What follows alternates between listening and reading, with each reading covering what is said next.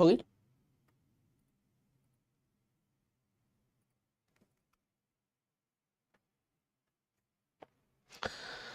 Hello बच्चों, good evening. कैसे हो यार आप लोग? फटाफट से आ जाइए यार बच्चे। और आज हम बात करने वाले हैं, यस बच्चों, हम बात करेंगे जेई एग्जाम की। और कुछ चैप्टर आज हमने शुरू करने का सोचा है, दैट इज मूलभूत गणित या आधारभूत गणित, बेसिक मैथ है, और उस पर भी हम बात करेंगे। तो बेटा आरोही नाम है आपका, आई थिंक, जो मुझे पता चला है, और आप शायद आए भी थे, मुझसे मिले भी थे। तो सबसे पहले तो यार स्वागत है आपका हमारी इस कक्षा में, यानी कि रैंक प्लस पर आपका स्वागत है। और आज की पहली क्लास है आपकी, यानी कि रैंक प्लस की पहली क्लास है आपकी। तो आ जाइए यार बच्चों, है ना, आ जाइए, जल्दी आ जाइए। क्या हाल चाल है बेटा जी? हाँ, एक बात और बता देता हूँ बेटा। आने के बाद है ना, एक कमेंट या एक मैसेज जरूर करना, ठीक है, कि हाँ सर मैं आ गई हूँ, या hi sir, good evening, good afternoon जरूर करना। अगर आप आ भी गए हो तो मुझे पता नहीं चल रहा है कि आप आए हो, जब तक आप मैसेज या कमेंट नहीं करोगे तो मुझे नहीं पता चलेगा, पहली चीज़ तो। और दूसरी चीज़ ये है कि आज हम बहुत बेसिक पढ़ने वाले हैं, थोड़ी बातें करेंगे, थोड़ा एग्जाम के बारे में आपको मैं बताने वाला हूँ, थोड़ा एग्जाम स्ट्रेटजी हम जानेंगे कि ये एग्जाम जो है वो किस तरीके का एग्जाम है ना, माइंड क्या रखना चाहिए इस एग्जाम को क्रैक करने के लिए। और फिर उसके बाद कहानियों को हम धीरे धीरे आगे बढ़ाएंगे। हाँ, तो आ जाओ यार बच्चों, फटाफट से आ जाओ।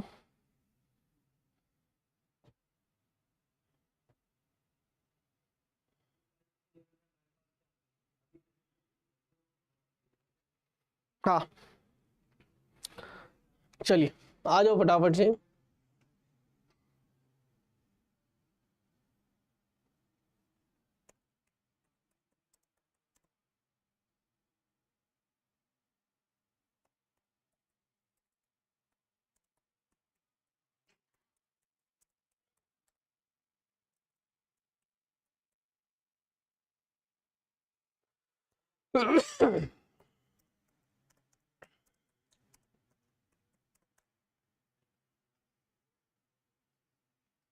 यस, हाँ, आ जाइए बच्चों।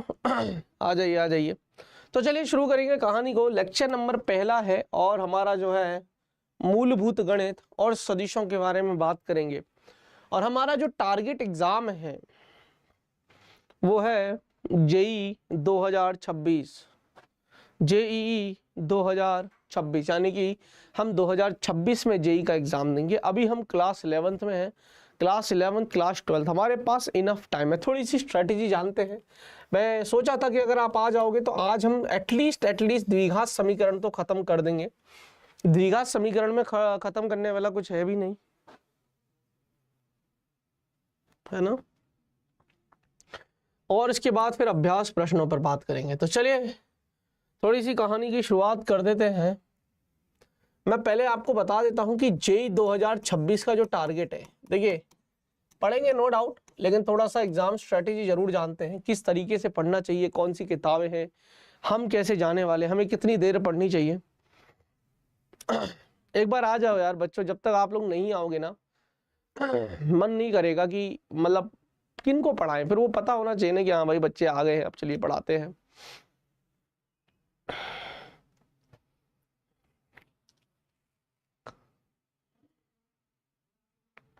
हाँ।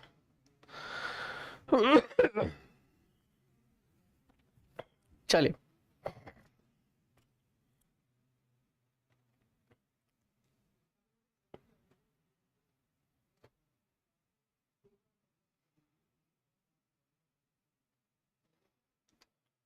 चलिए आ जाइए बच्चों।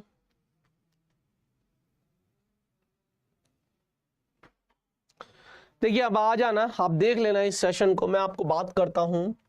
देखिए आपको 2026 में, आपको 2026 के अंदर जो परीक्षा देनी होगी वो देनी होगी जेई मेन की और जेई एडवांस की। जेईई, जेईई मेन और JEE advanced.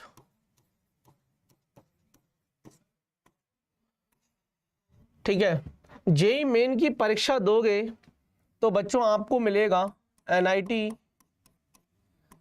Triple IT,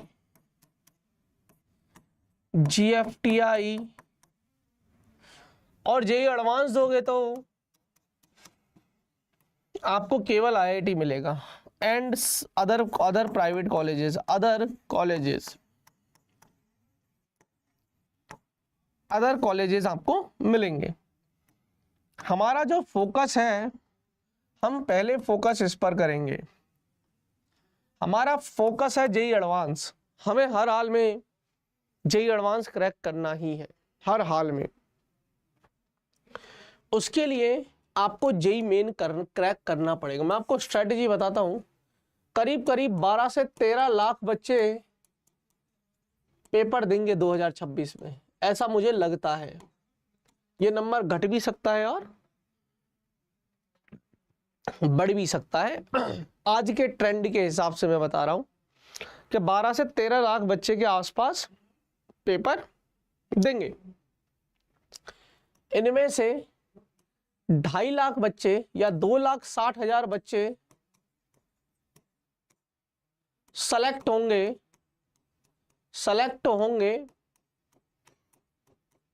JEE advance के लिए। जेईई एडवांस्ड का पेपर देने के लिए, जेईई एडवांस्ड का पेपर देने के लिए करीब करीब, ध्यान से सुनना, 12 से 13 लाख बच्चे देंगे, 2,60,000 बच्चे सेलेक्ट होंगे जेईई एडवांस का पेपर देने के लिए। और आईआईटी कितने बच्चों को मिलेगी? वो मिलेगी करीब करीब लगभग 18,000 सीट्स रहेंगी। 18,000 सीट। तो मान के चलिए कि 12-13 लाख बच्चों में से केवल 18,000 बच्चे ऐसे होंगे जिनको आईआईटी मिलेगी। लगभग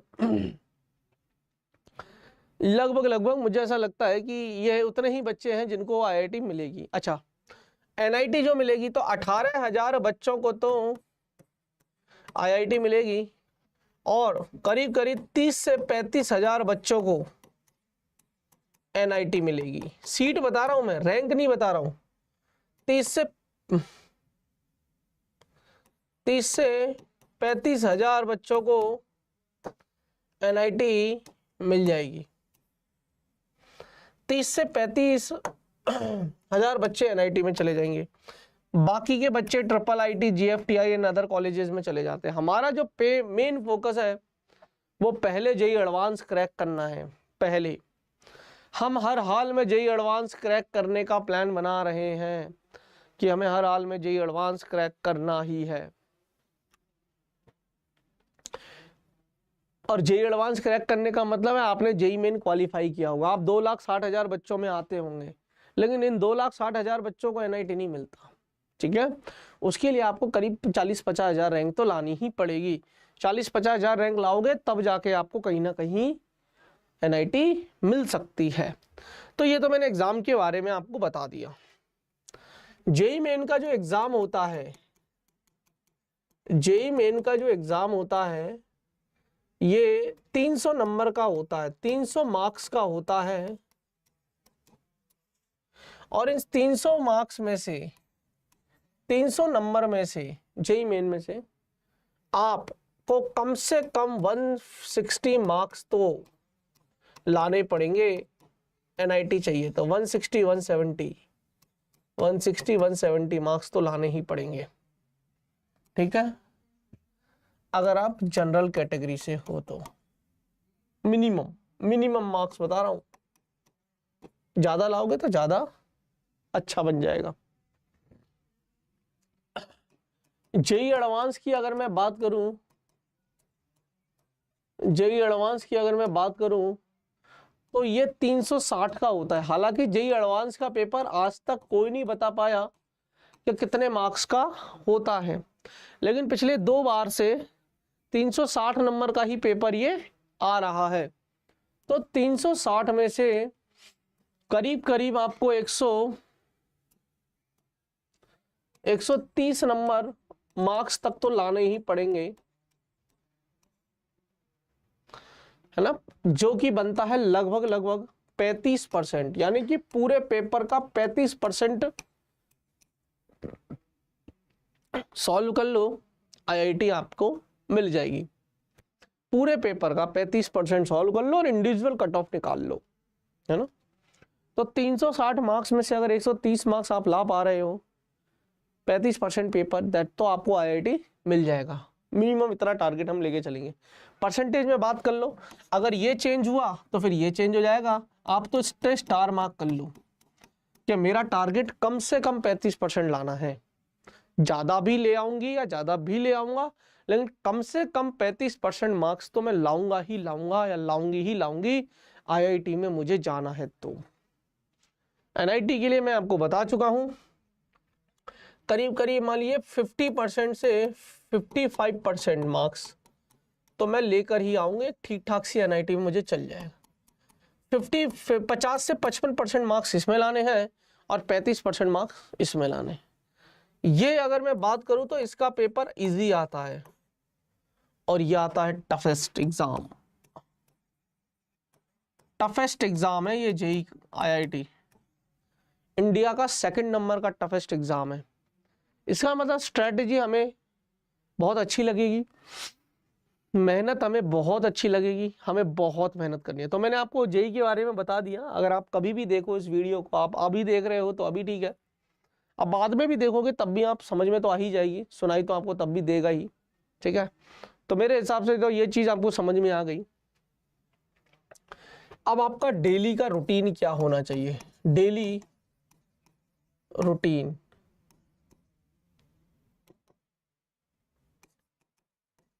डेली का रूटीन क्या होना चाहिए? सेल्फ स्टडी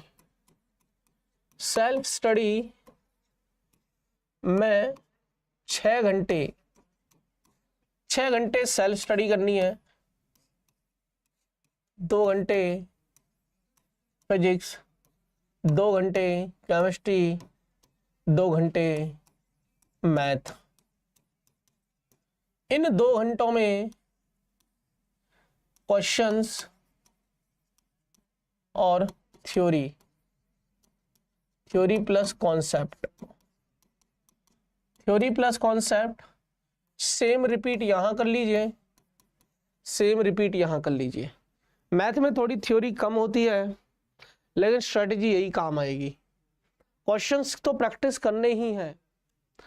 हम आपको हमारी तरफ से डीएसए देने वाले हैं, that is daily self analyser.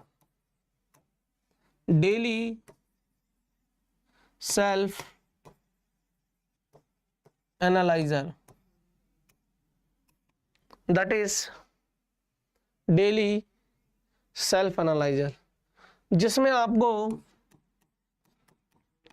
10 से लेकर 15 या 15 से लेकर 20, मतलब 10 से लेकर 20 तक कितने भी क्वेश्चंस आपको मिल सकते हैं, 12 मिल सकते हैं, 13 मिल सकते हैं, कितने भी क्वेश्चंस आपको देखने को मिल सकते हैं।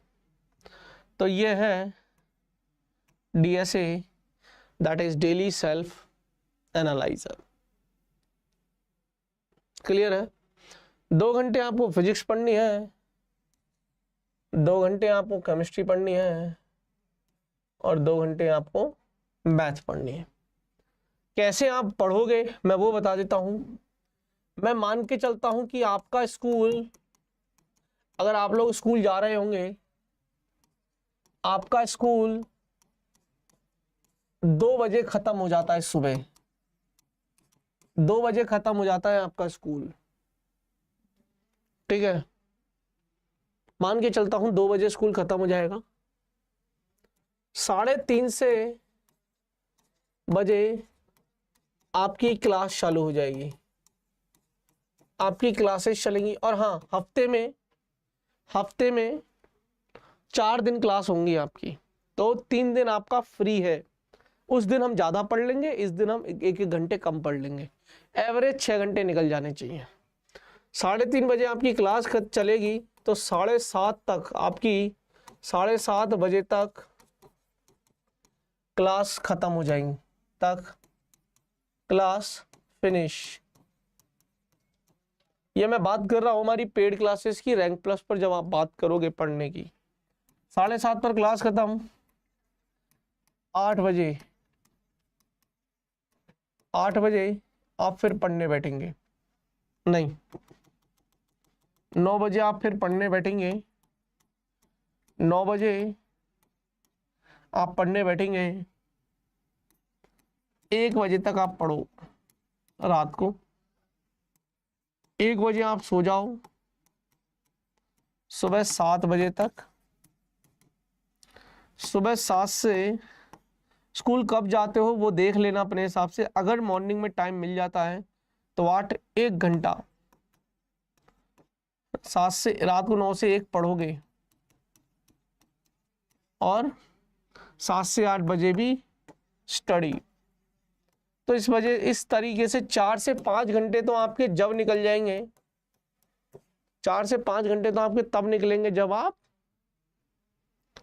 स्कूल भी जाते हो। अगर स्कूल नहीं जा रहे तो फिर मॉर्निंग का टाइम आपके पास फ्री है 2 बजे तक का, अब 2-3 घंटे और निकाल सकते हो, 6 घंटे इजीली निकल जाते हैं। जब मैं जेईई की तैयारी करता था तो मैं स्कूल नहीं जाता था, मैं प्रॉपर कोचिंग जाता था, कोचिंग के बाद सेल्फ स्टडी करता था, मेरे पास इनफ टाइम था। आप लोगों के थोड़े से ये नाटक रहते हैं कि नहीं स्कूल भी जाना जरूरी है और कोचिंग भी जाना जरूरी है, तो फिर सेल्फ स्टडी का टाइम कहाँ मिलेगा। तो आई प्रीफर कि यार स्कूल से बेटर है कोचिंग चले जाओ और अपने सेल्फ स्टडी करो। खैर वो आप देख लेना, वो आपकी चॉइस है, आपके ऊपर रख रहा हूँ। से डेली मुझे 6 घंटे की सेल्फ स्टडी चाहिए। डीएसए आप करोगे, डीएसए के साथ साथ आप मॉड्यूल्स भी सॉल्व करोगे, क्वेश्चंस की प्रैक्टिस आपको करनी है,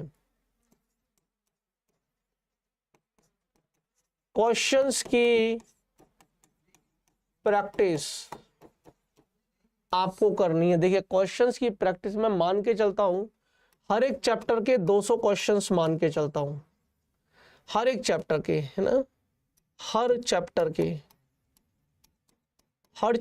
के 200 क्वेश्चन, लगभग 100 चैप्टर है, लगभग 100 चैप्टर है, तो total question 100 into 200, 20,000 questions, 20,000 questions की आपको प्रैक्टिस करनी पड़ेगी, डायरेक्ट वे में इनडायरेक्ट वे में। कैसे करोगे हमें नहीं पता। 20,000 क्वेश्चंस को अगर मैं तोड़ूं कितने दिन में, अभी जुलाई है, अगली जुलाई 18 महीने हैं, लगभग 500 दिन में अगर मैं तोड़ूं, लगभग तो 2 जीरो से 2 जीरो कट जाएंगे, 40 क्वेश्चन, 40 क्वेश्चन, 3 सब्जेक्ट हैं तो 12 से 13 प्रश्न हर सब्जेक्ट के आपको डेली सॉल्व करने हैं। 12 से 13 सवाल हर सब्जेक्ट के आपको डेली सॉल्व करने हैं। 12 से 13 सवाल हर सब्जेक्ट के आपको डेली सॉल्व करने ही होंगे। टोटल 40 सवाल तो करिए और लगातार पढ़ना है तो आप 20,000 तक टारगेट पूरा कर लोगे। अब हम बात करते हैं हमारे चैप्टर की। आ जाइए बेटा जी, जेईई एग्जाम टफ नहीं है, मैं फिर कह देता हूँ, जेईई एग्जाम टफ नहीं है, ये हमारे माइंड का गेम है। अगर हमने टफ मान लिया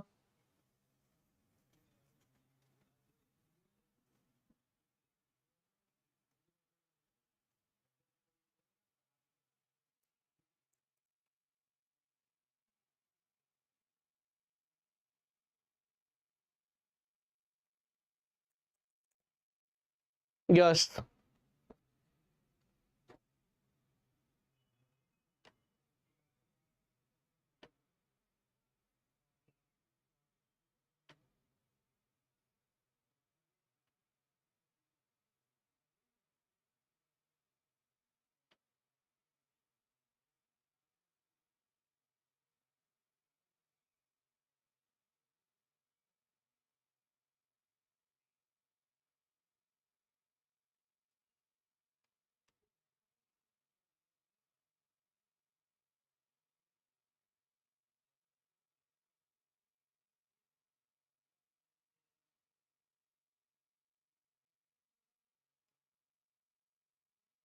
चलिए अब हम बात करते हैं द्विघात समीकरण की। द्विघात समीकरण की खत्म हो जाएगा, 15-20 मिनट का टॉपिक है, फिर सवाल करवा दूंगा।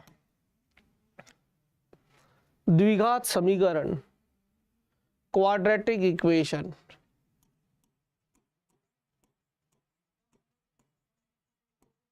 क्वाड्रेटिक इक्वेशन, द्विघात समीकरण।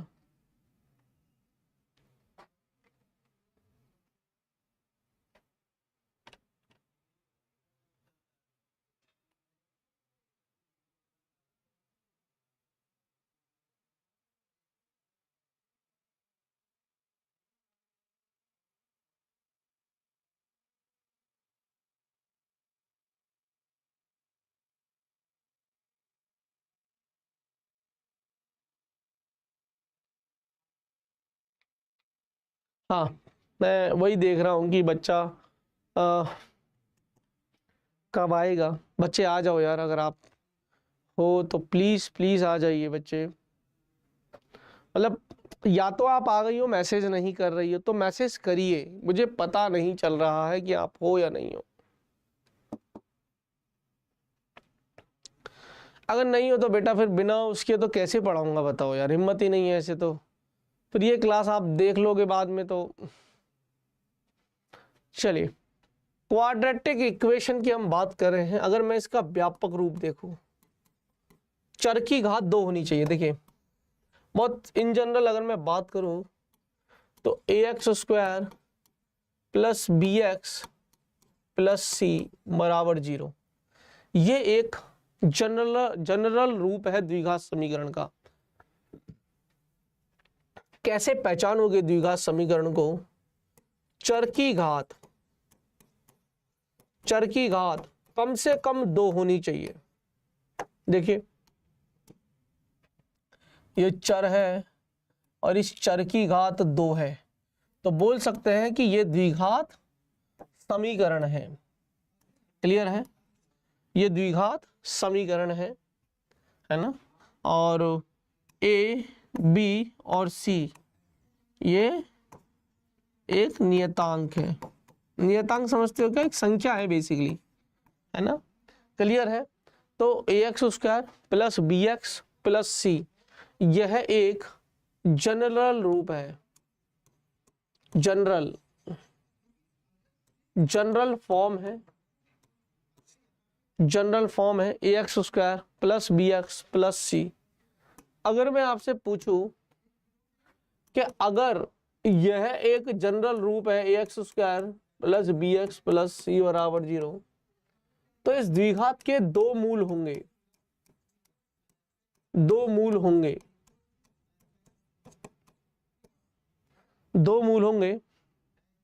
माना दोनों मूल, पहला मूल हमने अल्फा माना,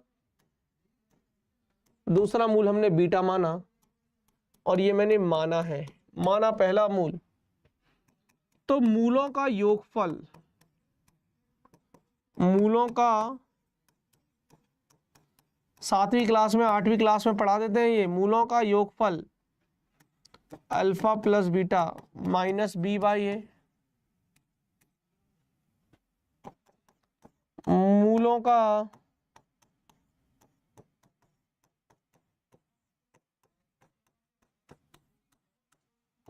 गुणनफल सी बाई ए। मूलों का योगफल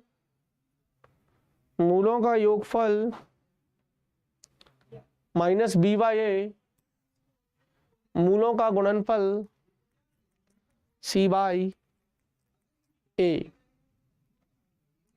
क्लियर है?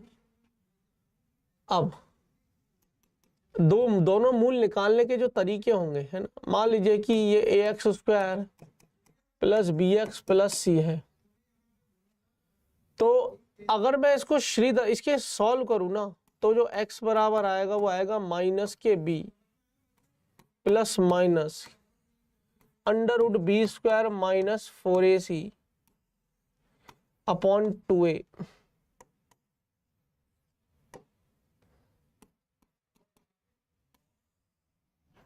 गुणनफल ये मूल निकालने का फॉर्मूला है, इसी को हम श्रीधराचार्य विधि बोलते हैं, इसी को हम श्रीधराचार्य विधि बोलते हैं।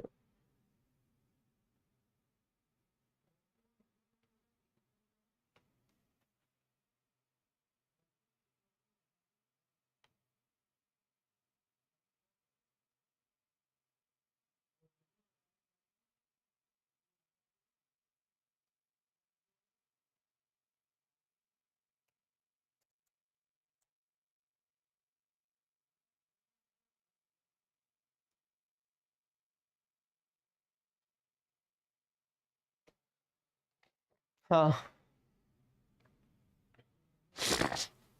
ठीक है बच्चे, तो आप देख लेना है ना, अगर इसके दो मूल है ना, ध्यान से सुनना, तो x1 बराबर क्या हुआ, प्लस माइनस करके ना, तो माइनस के b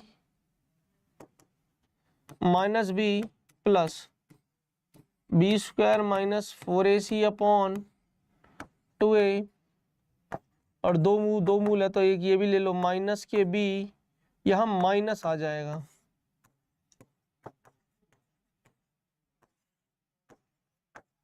ठीक है। तो ये दोनों मूल निकालने के तरीके हो गए। अरे यार ये एक ही जगह लिखे थे, मैंने अलग अलग कर दिए। अभी अभी हमने निकाला x बराबर minus b plus minus under root b square minus 4ac upon 2a। तो ये जो बी स्क्वायर माइनस 4ac है ना बेटा, इसको हम नाम देते हैं कैपिटल डी, जिसको हम बोलते हैं विवेचक, डिस्क्रिमिनेंट। तो इसको हम लिखते हैं x बराबर minus b plus minus under root D by 2a। अब इसमें बनते हैं केस 1, केस 2,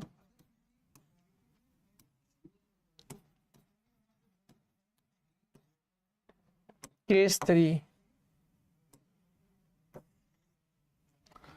अगर मेरा b square minus 4ac greater than 0 है तो मूल वास्तविक होंगे, मूल वास्तविक होंगे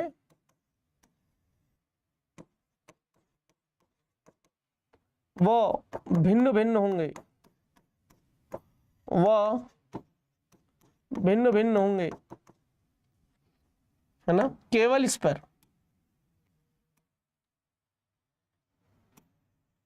या यूं बोल दीजिए डी ग्रेटर देन 0 है। अरे बी स्क्वायर माइनस 4ac को ही तो डी नाम दिया है, तो ये पूरा 0 है या डी ग्रेटर देन। सर अगर आपका B square minus 4ac greater ना होके बराबर हो जाए या डी बराबर 0, तो मूल वास्तविक तो होंगे, वास्तविक होंगे, परंतु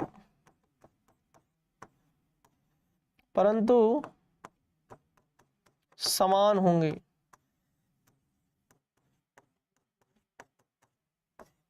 मूल वास्तविक होंगे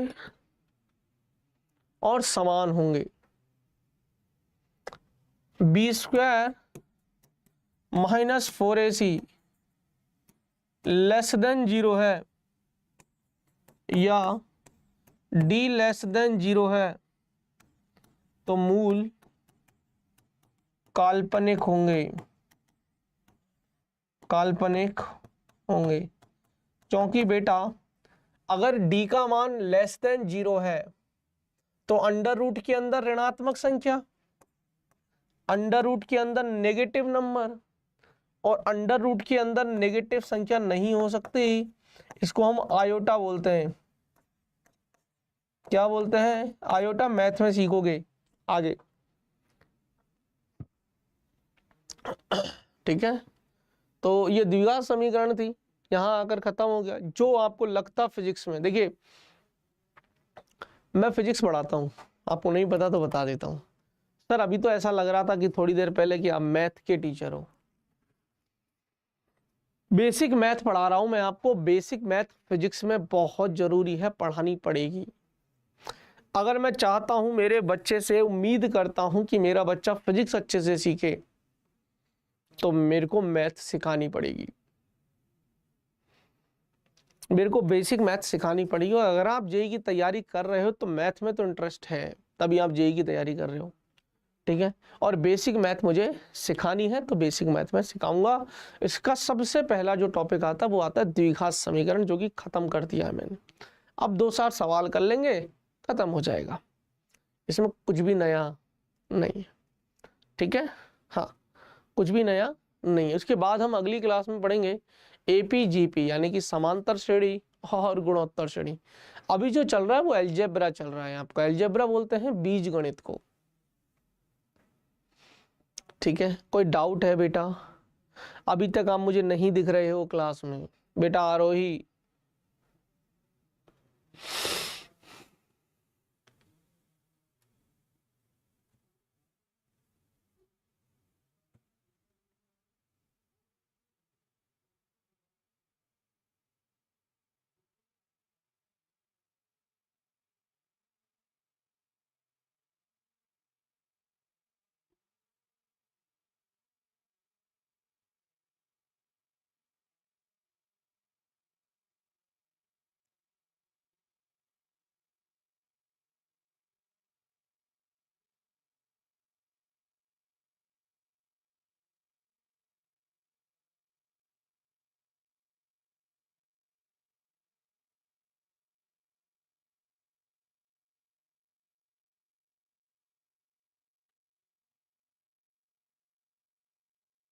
हाँ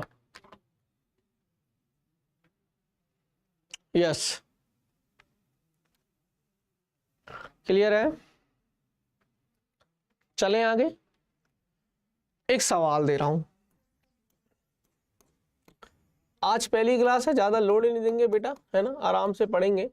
जल्दी छोड़ दूंगा आज आपको, थोड़ा रिलैक्स, क्योंकि आज बच्चा है भी नहीं, आप क्लास में हो भी नहीं, है ना, तो फायदा भी नहीं है ना। रिकॉर्डेड ही देखना है तो फिर पहले बोलते यार रिकॉर्डेड दे देते।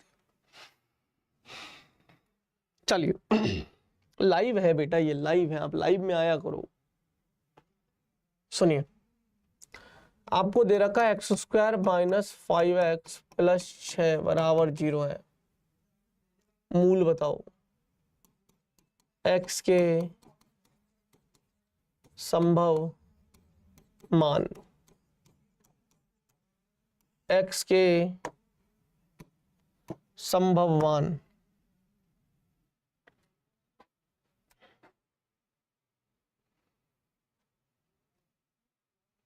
जल्दी,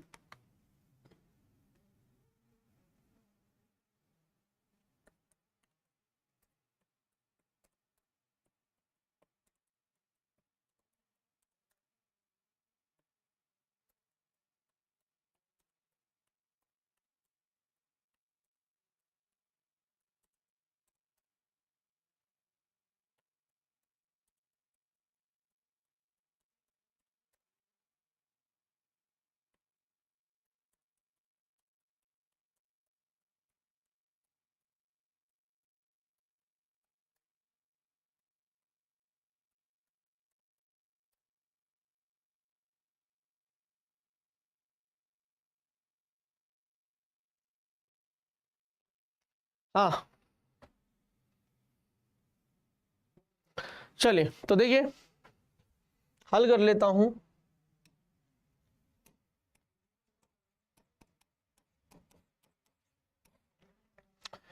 x² माइनस 5x प्लस 6 बराबर 0। अगर मैं इसको तुलना करूं ax² plus bx plus c बराबर 0 से, तो मुझे समझ में आएगा कि a का वैल्यू 1 है, b का वैल्यू -5 है, c का वैल्यू 6 है। x बराबर minus b² minus 4ac upon 2a। x बराबर माइनस बी, तो माइनस ऑफ -5, अरे b की वैल्यू तो -5 है, बी स्क्वायर -5 का स्क्वायर करोगे तो -4, a की वैल्यू 1 है, c की वैल्यू 6 है, अपॉन 2 इंटू a की वैल्यू 1 है, माइनस और माइनस प्लस के 5,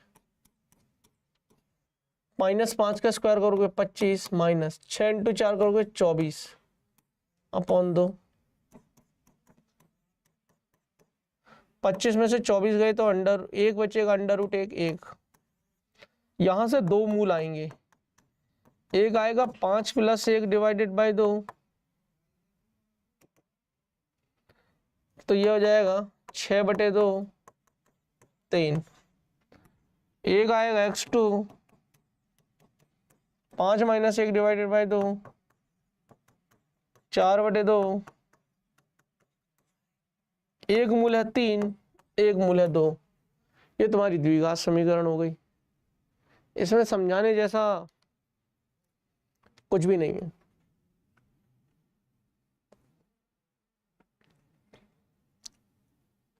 हाँ बच्चों, कुछ आया समझ में?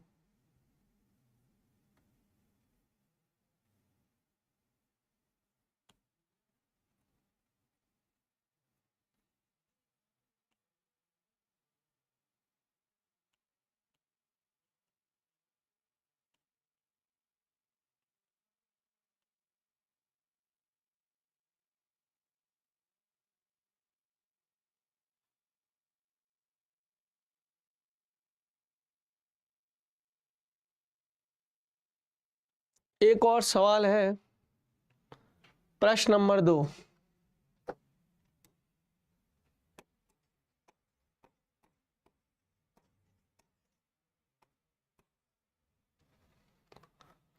एक और सवाल है, एक सरल रेखा में गतिशील कण की चाल एक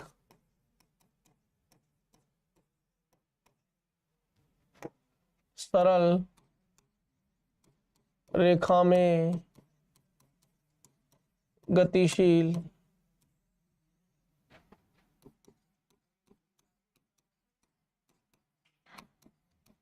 कण की चाल, एक सरल रेखा में गतिशील कण की चाल v, समीकरण समीकरण समीकरण v बराबर t square minus 3t, t square minus नहीं, t square plus 3t minus 4,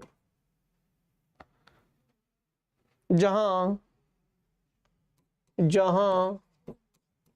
v metre पर सेकंड है में है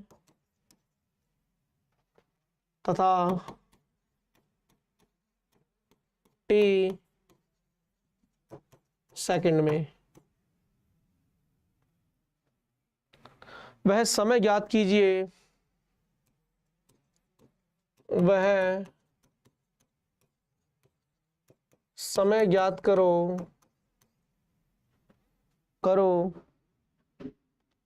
जिस पर कण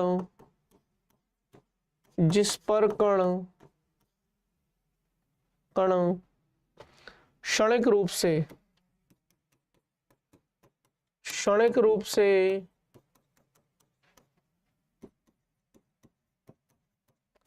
विराम में आता हो। चलिए हल करेंगे मेरे बच्चों, नोट्स बनाते रहना, सवाल आपके सामने हैं, मैं वेट कर रहा हूं।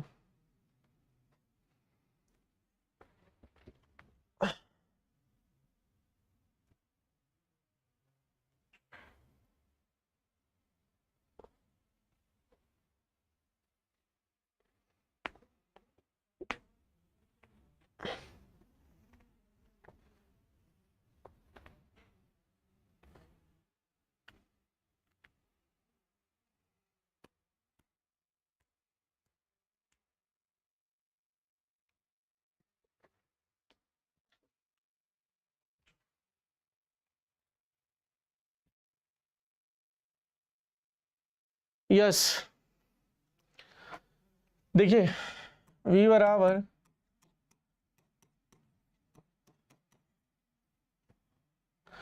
अगर ये दे रखा है, अगर मैं चाहता हूं कि कण विराम में आ जाए तो विराम में तो जब ही आएगा जब उसकी चाल 0 हो जाएगी। इसका मतलब टी स्क्वायर प्लस 3t-4 बराबर, और v की वैल्यू 0 रख दो। ये तो द्विघात समीकरण बन गई, इसको सॉल्व कर लो, टी के मान निकाल लो। अगेन वही माइनस बी, अब मैं सीधा सीधा रख रहा हूं, टी बराबर माइनस बी तो माइनस के 3 plus minus under root b square, तो 3 का स्क्वायर 9 माइनस 4a सी कितना माइनस के 4 2 इंटू ए। अब देखिए 4 इंटू माइनस माइनस तो प्लस हो जाएगा, 4 इंटू 4 16, 16 और 9 25, 25 अंडर रूट 25 5 आएगा, तो t बराबर हो जाएगा माइनस के 3 प्लस माइनस 5 डिवाइडेड बाय 2 मूल आएंगे, एक आएगा 5 माइनस का 3 प्लस 5/2, t2 बराबर आएगा माइनस के 3 माइनस के 5/2, t1 आ जाएगा 5 में से 3 का 2/2 1 सेकेंड, t2 आ जाएगा माइनस 8/2 माइनस के 4 सेकेंड। ये आंसर नहीं लूंगा मैं क्योंकि समय ऋणात्मक नहीं होता, क्योंकि समय टाइम नेगेटिव नहीं होता, टाइम नेगेटिव नहीं होता, टाइम नेगेटिव नहीं होता। तो answer is 1 second, note it down. फिर एक और सवाल पे लेके चलता हूं और लेक्चर को फिर खत्म कर दूंगा द्विघात समीकरण को।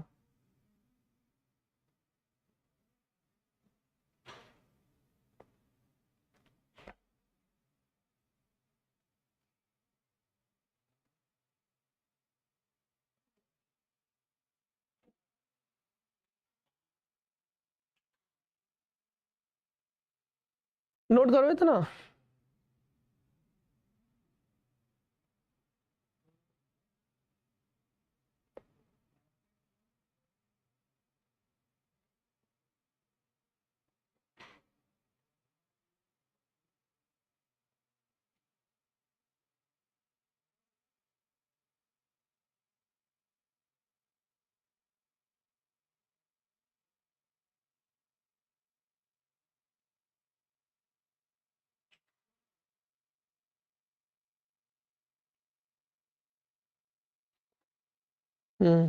सुनिए, अगला प्रश्न नंबर 3 बहुत बढ़िया सवाल है, गुड प्रॉब्लम।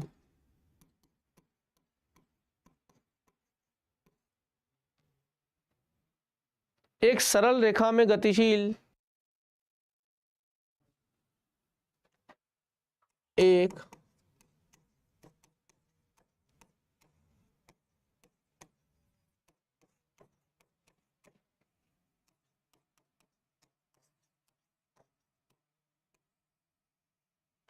एक सरल रेखा में गतिशील कण की चाल v एवं समय t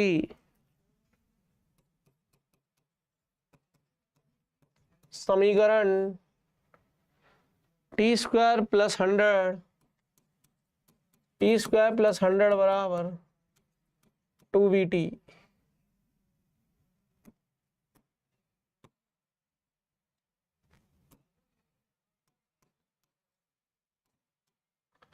टी स्क्वायर प्लस 100 बराबर 2vt, जहां v मीटर पर सेकंड में और t सेकंड में है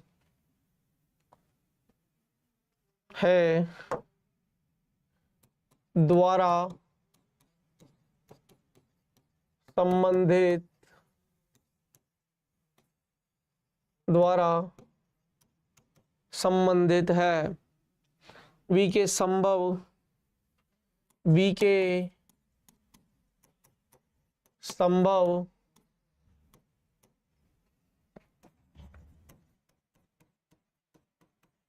धनात्मक मान। अब यहां फंसोगे, है तो ये द्विघात ही।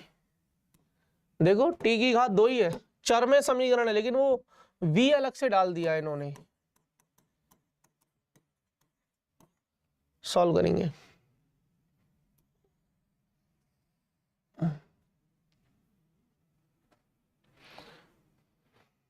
हाँ, एक लाइन की हिंट दे दूं क्या, v के सभी संभव मानों के लिए t का धनात्मक, t का t वास्तविक होना चाहिए, नॉट धनात्मक, t वास्तविक होना चाहिए, t वास्तविक होना चाहिए। चलिए अब शुरू हो जाओ। चाहिए आता है b square minus 4ac greater than 0। अब बी कितना है, देखिए इसको द्विघात समीकरण बनाओ तो सही। अब ध्यान से सुनना, टी स्क्वायर प्लस 100 बराबर 2vt। क्या मैं इसको ऐसे लिख सकता हूं, T square minus 2vt plus 100 बराबर 0। B square minus 4ac greater than 0 और इक्वल टू 0, वास्तविक है ना, इक्वल टू भी हो सकता है। अरे हाँ या ना, क्लियर है। अब सुनना, b कितना है तो -2v, a कितना है और c कितना है, तो 4v square minus 400 greater than equal to 0, तो v square minus 100 greater than equal to 0। यहां तक कहानी समझ में आई। इसका मतलब v के दो मान है। अरे यार v माइनस 10 और v प्लस 10 ग्रेटर देन इक्वल टू 0, तो v ग्रेटर देन और v less than equal to 10। हमें धनात्मक मान चाहिए, तो v का मान कुछ भी रखो, बस रखना 10 से बड़ा, 10 या 10 से बड़ा। यही है v के सभी संभव धनात्मक मान। संभव ये भी है, सभी संभव धनात्मक। अब b का मान कुछ भी रख दो आप, 11 रख दो, 12 रख दो, 13 रख दो, कुछ भी रख दो, बस यही होना चाहिए। ठीक है, इतना नोट किया जाए।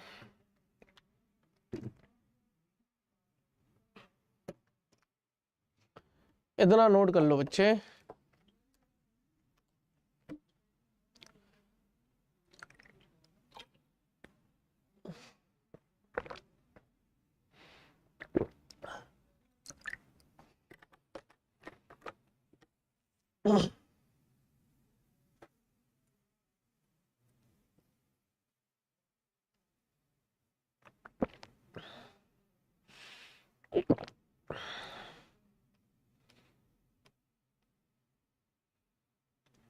क्लियर है।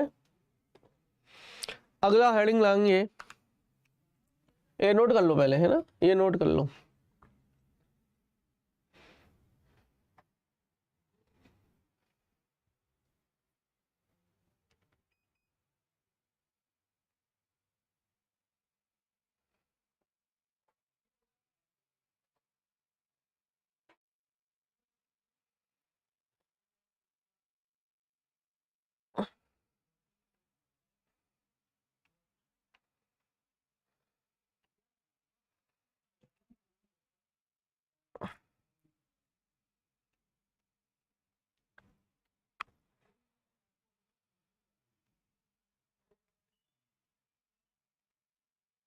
क्लियर है।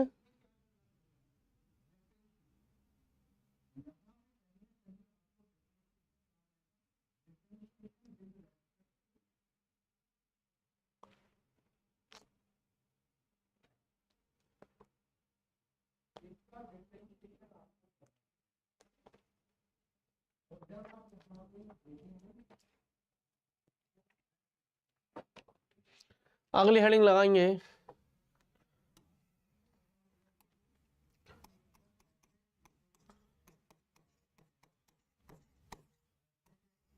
समांतर श्रेणी गुणोत्तर श्रेणी।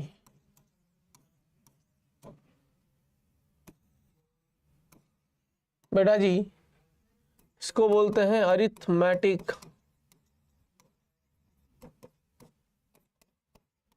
प्रोग्रेशन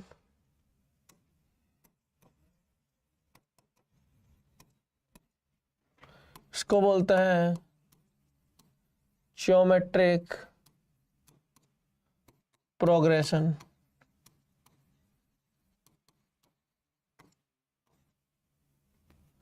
इसको बोलते हैं अरिथमेटिक प्रोग्रेशन है तो ये एपी है, ये बोलते हैं इसको जीपी। हम एपी एंड जीपी पढ़ेंगे नेक्स्ट क्लास में। पढ़ के आइएगा, थोड़ा लाइट ही रखा है आज का लेक्चर, ठीक है। चलो तो कैसा लगा एक बार मुझे बता दो, है ना। खत्म करेंगे बस अब। उम्मीद करता हूँ सही लगा होगा, समझ में आया होगा और क्लियर है। बता दो एक बार। चलिए तो बच्चों आज के लिए इतना ही, मिलते हैं अगली क्लास में। तब तक के लिए अपना ख्याल रखना, हंसते रहना, मुस्कुराते रहना और हाँ जुड़े रहना हमारे साथ, आपके अपने सौरभ सर के साथ, आपके अपने रैंक प्लस के साथ। बाय बाय, धन्यवाद।